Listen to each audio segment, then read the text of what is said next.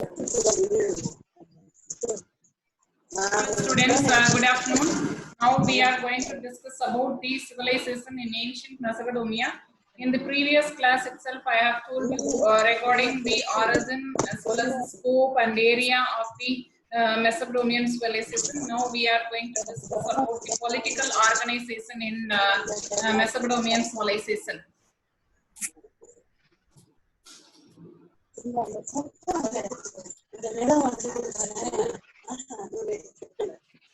See, someone is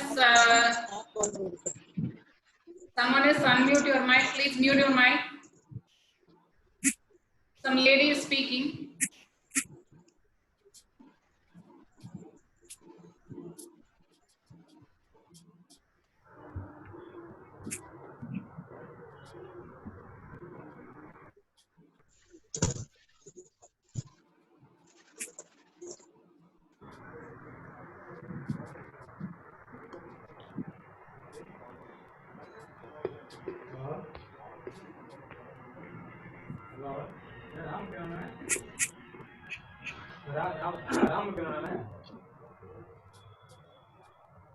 Now we are going to talk about the government under the Sumerians. While talking about the political organization of the Sumerians, it is necessary to know about that the Sumerians, who caused their settlements in Sumeria from Central Asia, were the industrious people. So, who developed their agriculture and industry, particularly trade in that area. So that caused the establishment of their cities as the earliest period of this civilization. Already I told you that the Sumerians were the people who were from Central Asia and they have settled down in the Mesopotamia, and that place was known as the Sumeria, and from there they began their settlements. I told you this thing in previous class. Now, the Sumerians, who were the people of industrious. These people were the industrious people. So, they wanted to have some agricultural production, and they have established some agricultural production. Particularly, these people who developed their agriculture and industry, and another thing is known as trade in that area, that caused the establishment of their cities in that period. Mother class சொன்னேன், மத்திய ஆசியால இருந்து இடம்பெயர்ந்தவர்கள் தான் இந்த சுமேரியர்கள். அங்கிருந்து இடம்பெயர்ந்த இவர்கள் தங்களது குடியேற்றங்களை மெசபடோமியாவில் கீழ் தெற்கு பகுதியில் அமைத்துக் கொண்டார்கள் அப்படின்னு சொல்லிட்டு சொன்னேன். அந்த பகுதி சுமேரியா என்று அழைக்கப்பட்டது அப்படின்னு சொல்லிட்டு போன கிளாஸ்ல சொன்னேன். பொதுவாக இந்த சுமேரிய மக்கள் எப்படிப்பட்டவர்கள் அப்படின்னு பாத்தீங்கன்னா இண்டஸ்ட்ரியஸ் பீப்புள். தொழில் துறையில வந்து சிறந்து விளங்கிய பீப்புள் மக்கள். மேலும் விவசாயம் மற்றும் விவசாயம் சார்ந்த தொழில்துறைகள், வாணிகம் போன்றவற்றில் இவங்க ரொம்ப ஆர்வம் காட்டினாங்க. அதனால தங்களது நகரங்களை இங்கு உருவாக்கி கொண்டாங்க இந்த சுமேரிய மக்கள். Now I pass on to the government under the Sumerians. Each of those cities which was established by the Sumerians developed its own city-state in Sumeria. So, இவங்க நகரங்கள் காலப்போக்கில் எவ்வாறு அழைக்கப்பட்டது அப்படின்னா சுமேரியாவின் நகர அரசுகள் என்று அழைக்கப்பட்டது. The city-state was governed by a priest king. See, the king, he himself was a priest. So, he was called as a priest king. So, the city-state was governed by that priest king. Basically, the priest king was called as the Patesi. The priest king was called as the Patesi in Sumerian language. And the Patesi was the highest head of the civil, military of the civil, military, religious, and judicial administration of the city state. And apart from that, the Patesi managed the government administration from Ziggurat. On the top of whose structure existed a temple of the god worshipped by the subject of the city-state. The government administration worked out on the basis of the system of the Sumerian laws. See, I told you that while talking about the government under Sumerians,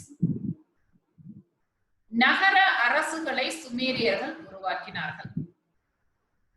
அந்த நகர அரசுகளை கவனித்துக் கொண்டவன், நிர்வாகத்தை கவனித்துக் கொண்டவன், ஆட்சி செய்தவன் பிரீஸ்ட் கிங் என்று அழைக்கப்பட்ட அரசன். பிரீஸ்ட்னா சமய குருமார்களை குறிக்கிறது. அவனே சமய குருமாராகவும் செயல்பட்டதால் அவனை என்னன்னு சொன்னாங்க அப்படின்னா priest king அப்படின்னு சொல்லிட்டு சொன்னாங்க. Here I have mentioned you the priest king this word. priest king அப்படின்னு சொல்லிட்டு அவனை சொன்னாங்க. சுமேரிய மொழியில அந்த நபரை என்ன சொல்றாங்க அப்படின்னா பட்டேசி அப்படின்னு சொல்லிட்டு சொல்றாங்க. ஆர் பத்தேசி அப்படின்னு சொல்லிட்டு சொல்றாங்க. So Patesi means the priest king in Sumerian language. What was the responsibility which was given to this Patesi? Patesi க்கு என்ன பொறுப்புகள் கொடுக்கப்பட்டது அப்படின்னு பார்த்தோம்னா, he was the head of the civil, military, religious and judicial administration. Civil, ராணுவம், சமயம் மற்றும் நீதித்துறை சார்ந்த நிர்வாகத்தை கவனித்துக் கொண்டவன் பத்தேசி என்று அழைக்கப்பட்டான். அவன் தான் அரசன். இந்த அரசாங்கம் எப்படிப்பட்ட ஒரு அரசாங்கம் அப்படின்னா, இட் வாஸ் a theocratic. பொதுவா அரசாங்கம் அதாவது சமயம் சார்ந்த அப்படின்னு சொல்லிட்டு வர்றப்ப தியோக்ரட்டிக்கா செயல்படும். இன்னொன்னு அப்படின்னு என்ன சொன்னோம் அப்படின்னா, நம்பர் 2 இஸ் சென்ட்ரலைஸ்ட் கவர்மெண்ட். அதிகாரம் அனைத்தும் இந்த அரசனிடம் மட்டுமே குவிக்கப்பட்டிருந்ததால் சென்ட்ரலைஸ்டு கவர்மெண்ட் அப்படின்னு சொல்லிட்டு சொல்லுவோம். அது போக ஆட்டோகிராட்டிக் என்றும் அழைக்கப்படுகிறது. ஆட்டோகிராட்டிக் இந்த சென்ஸ் என்ன அப்படின்னு சொல்லிட்டு பார்த்தோம்னா, அதிகாரம் அனைத்தும் ஒரு நபரிடம் குவிக்கப்பட்டிருப்பதால் அவன் தனிநபர் ஆட்சி நடத்தும். சோ இந்த சுமேரியர்களுடைய அரசாங்கம் தியோக்ராட்டிக் என்று அழைக்கப்பட்டது. சென்ட்ரலைஸ்டு அதிகாரம் அனைத்தும் ஒரே நபருக்கு கொடுக்கப்பட்டிருந்தது. ஆட்டோகிராட்டிக் தனிநபர் ஆட்சி.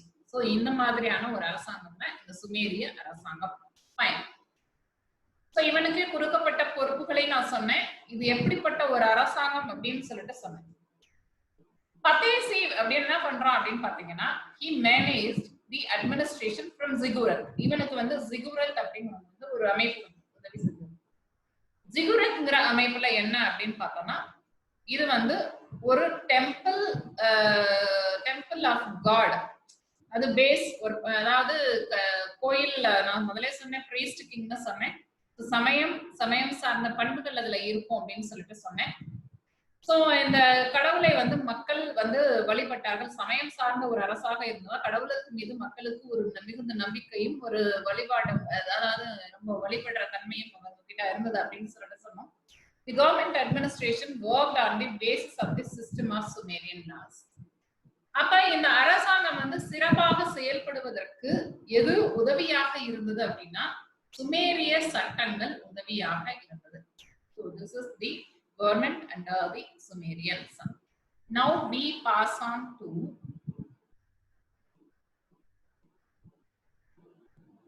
Sumerian law. Sumerian law பத்தி நம்ம பேசுறப்ப, to manage and to regulate the life of the people, the Sumerians had evolved a system of laws.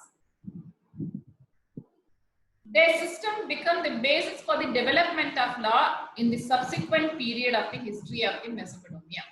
To manage and to regulate. மக்களை பராமரிப்பதற்கும், மக்களை சமாளிப்பதற்கும், மக்களை ஒழுங்குபடுத்துவதற்காகவும் சுமேரியர்கள் தங்களுக்கென ஒரு சட்டங்களை வகுத்துக் கொண்டார்கள். Sumerians had prepared elaborate laws to regulate commercial transactions, loans, contracts, buying and selling goods, property right, adoption. Their laws regulated the marriage and effectively dealt with the complications after the marriage. So இந்த சட்டங்கள் என்னென்னலாம் கவனித்துக் கொண்டது அப்படின்னு பார்த்தோம்னா, it prepared elaborate laws. ஒரு பரந்த ஒரு சட்டங்களை உருவாக்கியது. எதற்காக உருவாக்கியது?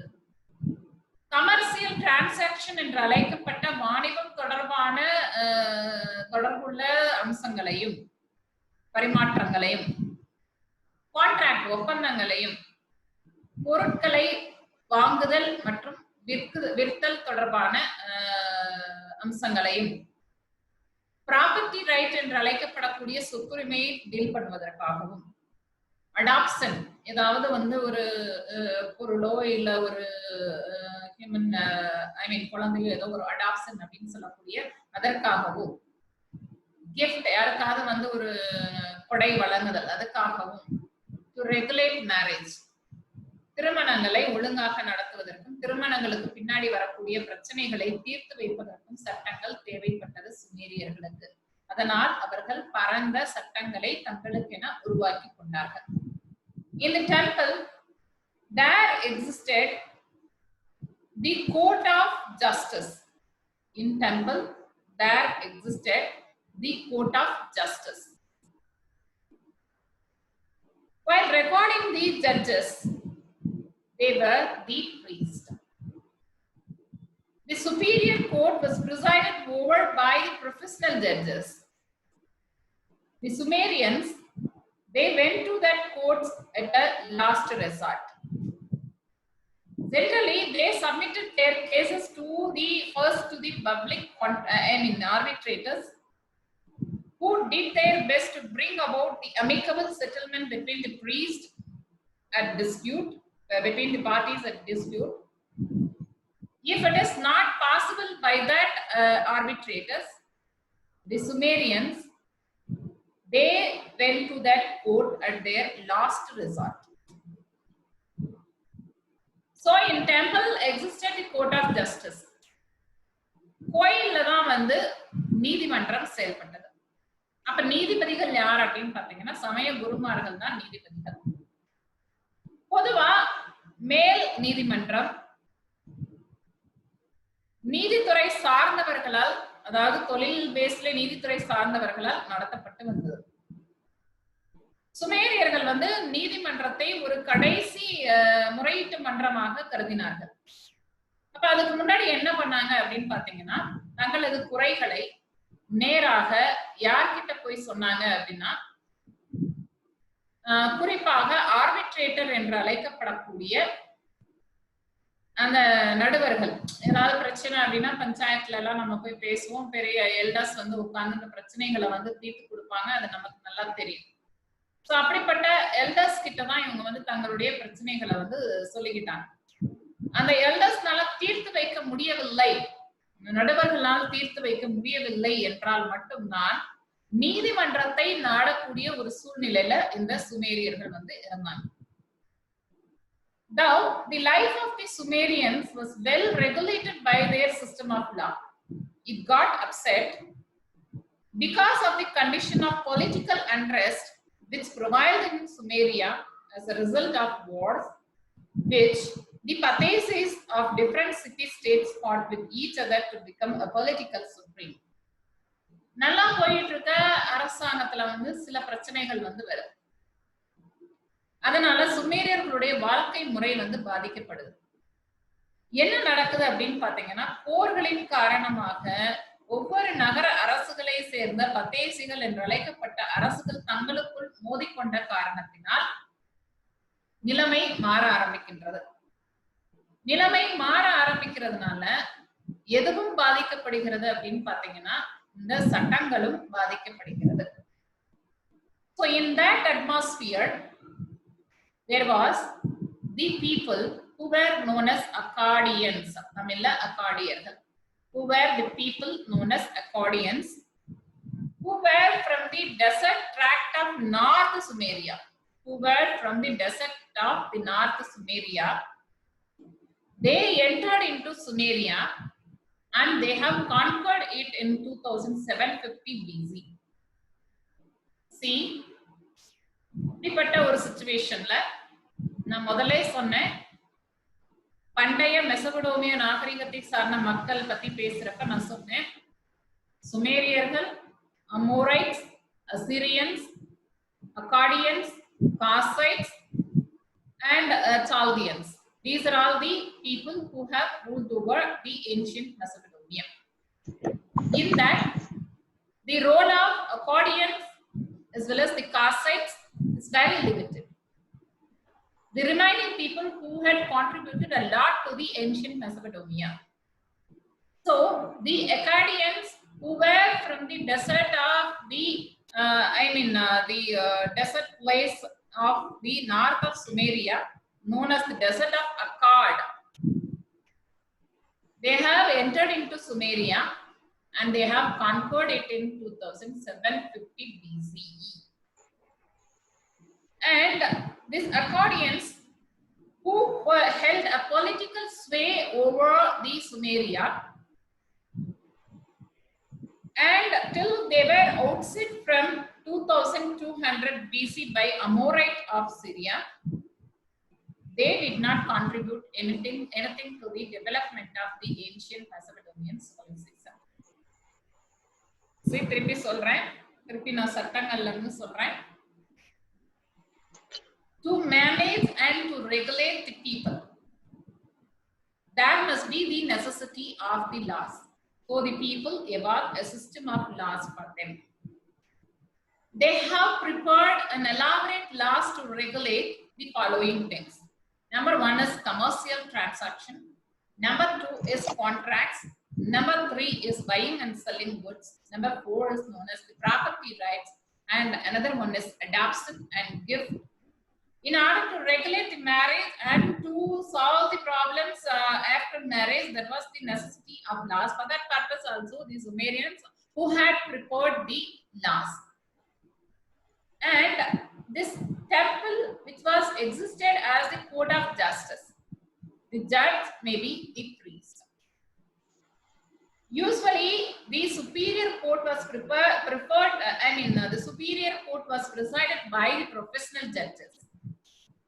The Sumerians choose this court as the last resort because their disputes were solved by the court of arbitrators. If the arbitrators failed to solve the cases immediately, the Sumerians went to the courts. They held a political sway. Before that, I have mentioned that there was the problem arose. Why the problem was arose? The city-states were fought with each other. The king, who was a Patesi, the Patesi of various city-states were fought with each other in order to have a political supremacy. So, for that purpose, they fought with each other. It affected the peace and prosperity of that region. So, the Akkadians, who were the people from north desert of Sumeria, they have entered into the Sumeria, and in the year 2750 BCE, they have conquered Sumeria and established their own city, their own administration in that place. They held the political sway over the Sumeria till they were ousted from the power in 2200 by the Amorite of Syria. So, this Akkadians, they did not contribute anything for the development of the Mesopotamia. தமிழ்ல தெளிவா சொல்றேன். மக்களை பராமரிப்பதற்கும் ஒழுங்குபடுத்துவதற்கும் சட்டங்கள் தேவைப்பட்டன. அதனால் ஒரு பரந்த சட்டங்களை அவர்கள் உருவாக்கி கொண்டார்கள்.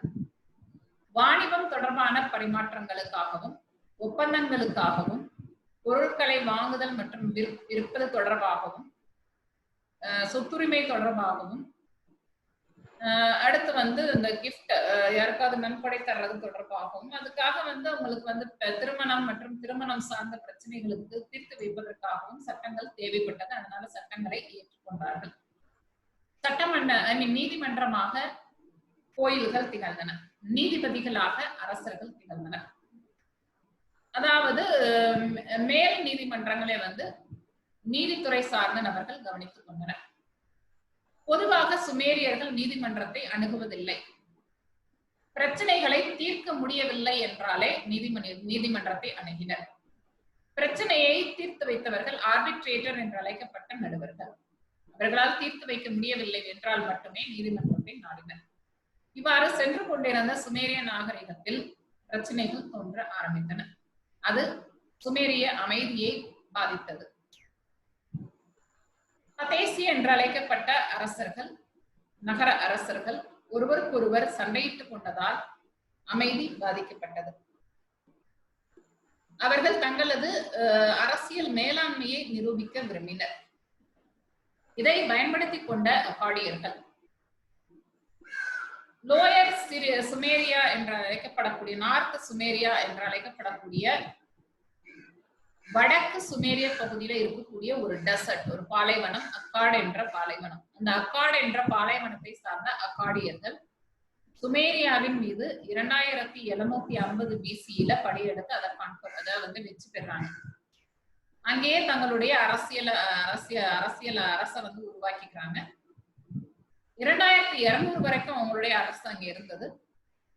கிட்டத்தட்ட எத்தனை ஆண்டுகள் அப்படின்னு சொல்லிட்டு பாத்துக்கோங்க. 450 வருஷம் அவங்க கையில வச்சிருந்தாங்க. அதுக்கப்புறம் அவங்க அமோரைட் என்று அழைக்கப்பட்ட சிரியாவை சார்ந்த அமோரைட் என்ற இன மக்களால் விரட்டி அடிக்கப்படுகின்றனர். அது வரைக்கும் அக்காடியர்கள் அந்த பகுதியை தங்கள் கைவசம் வைத்திருந்தனர். ஆனா அவங்க நாகரிகத்துக்கு சொல்லிக் கொள்ற மாதிரி எந்த ஒரு டெவலப்மெண்ட் மேம்பாடும் அவங்க செய்யல. இது recording the government under the Sumerians.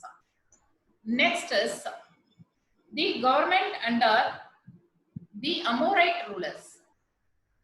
அமோரைட் அரசர்களின் கீழ் அரசாங்கம். அமோரைட் அரசர்களுடைய குறிப்பா ஹம்முராபியுடைய காலம் 2123 to 2080 BCE.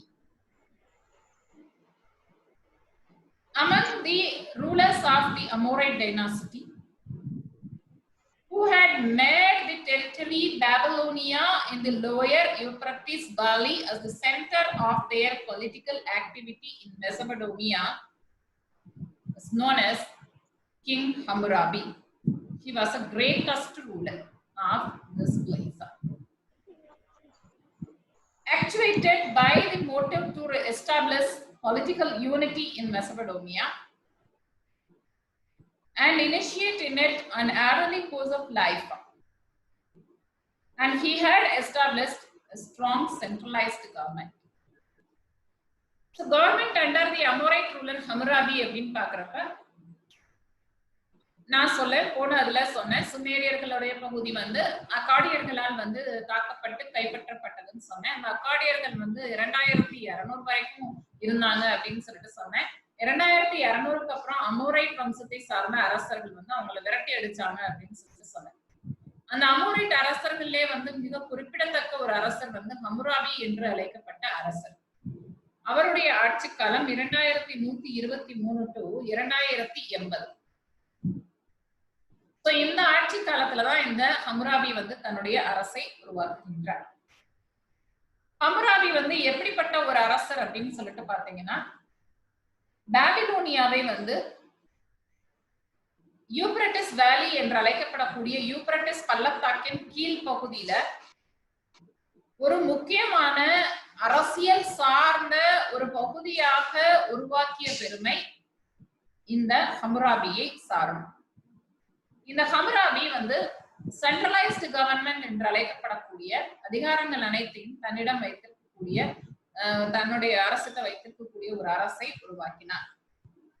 In that government, the king was the supreme head of civil, military, legal, judicial, religious, political, and revenue matters. I had mentioned you 7 things. Number 1 is civil. Number 2 is military. Number 3 is legal. Number 4 is judicial. Number 5 is religious. Number 6 is political. And finally, the revenue matters. These are all administered by the king. The government worked on the basis of the ideas and inspiration provided for it functioning by the king. the government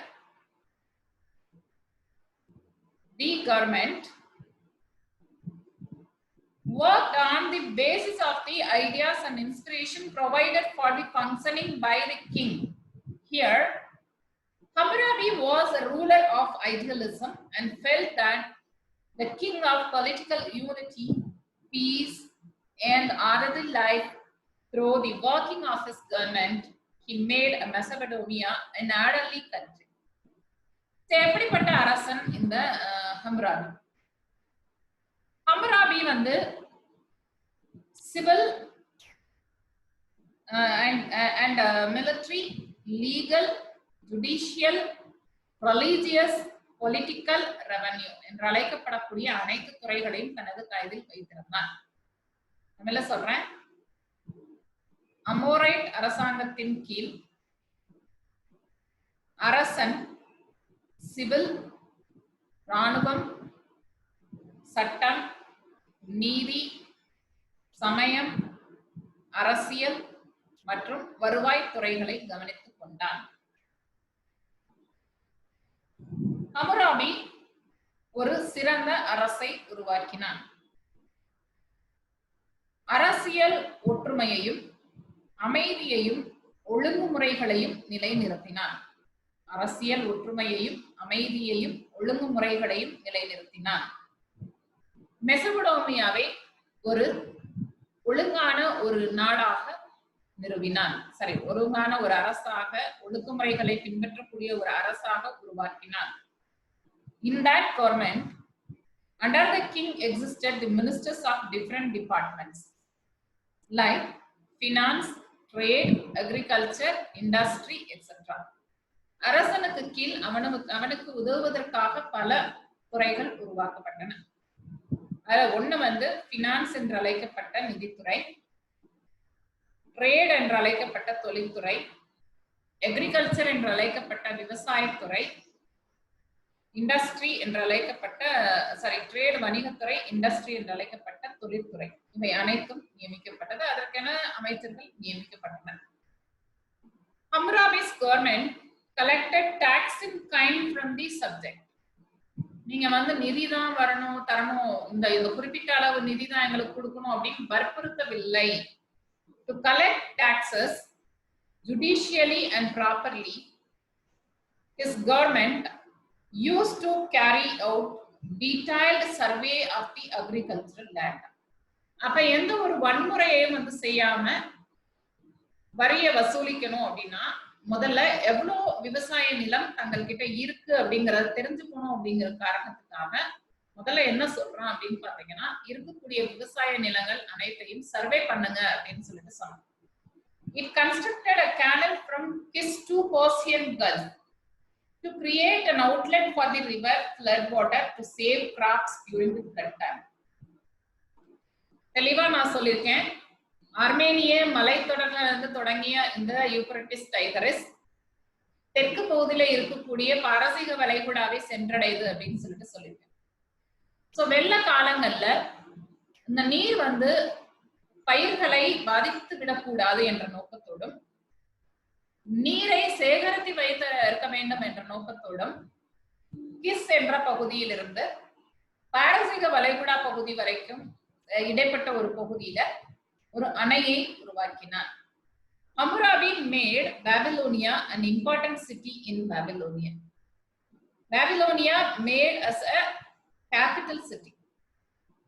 Babylon என்று அழைக்கப்பட்ட ஒரு தலைநகரை நிறுவினார். Babylon என்று அழைக்கப்பட்ட ஒரு தலைநகரை நிறுவினார். பாபிலோனியாவில் அது ஒரு முக்கியமான நகரமாக கருதப்பட்டது. அந்த பாபிலோனிய நகரத்தை by constructing palaces, temples, public buildings and gardens, அரண்மனைகள், கோயில்கள், பொது கட்டிடங்கள் மற்றும் கார்டன் என்று அழைக்கப்பட்ட தோட்டங்களை உருவாக்கி அலங்கரித்தார். That brought prosperity to the inhabitants of the Babylon and Babylonia. இவ்வாறு ஒரு சிறந்த ஒரு அரசை மேற்கொண்டதால் அந்த பாபிலோனிய மக்களும் ஒரு நல்ல ஒரு வளத்தோடு அவர்கள் வந்து மேன்மையோடு அவர்கள் வந்து வாழ்ந்து வந்தார்கள். Due to it, There developed an artistic and scientific activity. எல்லாமே நல்லா இருந்தா கண்டிப்பா மைண்ட் வந்து வேற எதுல திரும்பும். அப்படி திரும்பினது தான் இவங்க எதுல வந்து தங்களது ஆர்வத்தை திருப்பினார்கள் அப்படின்னா கலை மற்றும் அறிவியல் சைடு தங்களுடைய ஆர்வத்தை திருப்பினர்.